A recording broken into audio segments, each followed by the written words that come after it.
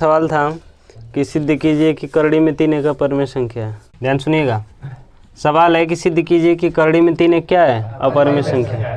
ठीक ना, सवाल एकदम सिंपल सा है, कर है सिद्ध कीजिए कि करड़ी में 3 क्या है, एक अपरिमेय संख्या।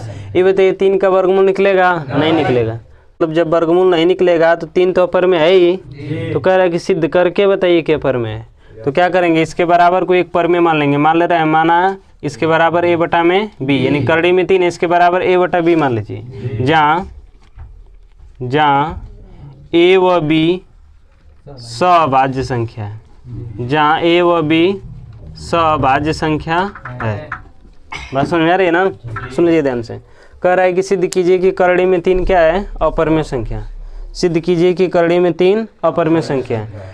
करड़ी में 3 को अपरिमेय सिद्ध करना है तो करड़ी में 3 बराबर हम एक परिमेय मान लिए a बटा में b, जहाँ a और b क्या है, सअभाज्य संख्या। इसका मतलब a और b किसी से नहीं कटेगा। कामन गुणनखंड इसका कितना आएगा, 1, यानी a और b दोनों किससे कटेंगे, 1 से कटेंगे। अब इसके बाद देखिए ध्यान से, तिर्यक गुणा करिए तो तिर्यक गुणा करेंगे बटा में 1 मान सकते हैं ना, बटा में 1 मानकर तिर्यक गुणा किया जाएगा तो करड़ी में 3 में b का कर देंगे तो क्या हो जाएगा, करड़ी में 3b, अब बराबर का क्या हो जाएगा, a हो जाएगा।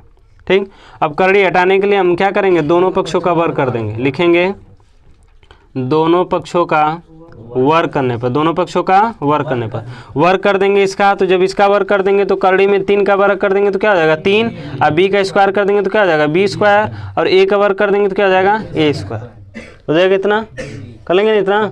अब इसे हम मान लीजिए समीकरण नंबर 1। अब ध्यान समझिएगा, 3 गुणा का है तो गुणा है तो इधर जाए किस चीज़ का होगा, भागे का। तो लिखेंगे वही कि चूंकि a स्क्वायर की बटा में 3 चला जाएगा तो a स्क्वायर 3 से विभाज्य है, a स्क्वायर 3 से विभाज्य है, लिख लेंगे। इसलिए a b 3 से विभाज्य होगा, हो जाएगा। इतना कर लेंगे ना। अब इसके बाद मानेंगे, माना ये जो a है ना इसी के बराबर मानेंगे। माना a बराबर 3 है तो 3, और b के यहाँ कोई दूसरा अक्षर कर देंगे, मान ले रहे हैं c कर ले रहे हैं। a बराबर क्या मान लिए, 3c। अब a के मान को हम समीकरण नंबर 1 में रख देंगे। क्या लिखेंगे, a के मान को समीकरण 1 में रखने पर, समीकरण 1 में रखने पर, समीकरण 1 में रखिए तो देखिए 3b स्क्वायर है ही, और a के मान को रखेंगे यानी a के यहाँ पर क्या रखेंगे, 3c रखेंगे तो क्या हो जाएगा, 3c का होल स्क्वायर। यह कितना हो जाएगा, 3b स्क्वायर बराबर 3 का वर्ग कितना हो जाएगा, 9, और c का स्क्वायर क्या हो जाएगा, c स्क्वायर। कर लेंगे। अब 3 से भी कट रहा है, 3 से भी कट रहा है तो 3 से कटा दीजिए, 3 एकम के 3 और 3 त्याई के 9, यानी यहाँ पे कितना हो जाएगा, b स्क्वायर, और यहाँ पे कितना हो जाएगा भाई, 3c स्क्वायर। कोई दिक्कत? इतना कर लेंगे। अब ध्यान समझिएगा, आज जो 3 है, 3 इधर किस चीज़ में है, गुणा का, और गुणा है तो इधर किस चीज़ का होगा, भागे का, यानी b स्क्वायर बटा 3 होगा कि नहीं होगा, होगा। तो उसी को लिखेंगे कि चूंकि b स्क्वायर 3 से विभाज्य है, b स्क्वायर 3 से विभाज्य है, b स्क्वायर 3 से क्या है, विभाज्य है, इसलिए b भी 3 से विभाज्य होगा, इसलिए b भी 3 से विभाज्य होगा। अब ध्यान सुनिएगा, जब हम शुरू में हमको हल करना था तो करड़ी में 3 को सिद्ध करना था ना कि करड़ी में 3 क्या है, अपरिमेय है।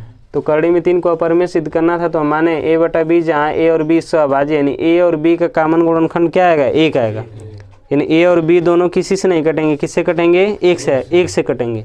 लेकिन यहाँ पर 2 बार में हम कह रहे हैं कि a 3 से कटेगा और b 3 से कटेगा, यही ना आया, a 3 से विभाज्य और b 3 से विभाज्य, यानी कि a और b दोनों किससे कटेंगे, 3 से कटेंगे। लेकिन हम जो यहाँ पर माने वहाँ पर क्या लिखे हम कि a और b किसी से नहीं कटेगा, किससे कटेगा, 1 से कटेगा।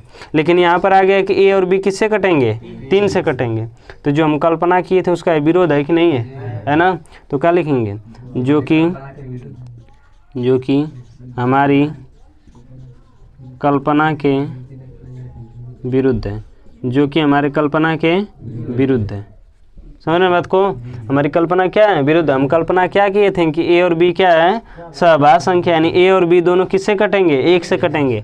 और यहाँ पर आ गया कि a 3 से कटेगा और b भी किससे कटेगा, 3 से कटेगा। तो जो हम कल्पना की थी उसका विरोध हुआ कि नहीं हुआ।